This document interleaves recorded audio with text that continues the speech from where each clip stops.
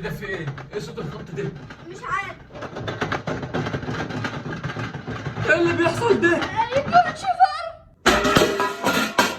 فار ايه؟ ده اكيد عفريت. عفريت ايه؟ لا ده اكيد فار بيروح الجيم. فار بيروح الجيم ايه؟ ده لو فار بيروح الجيم يبقى كده هانية. طب والعمل دلوقتي؟ مش عارف.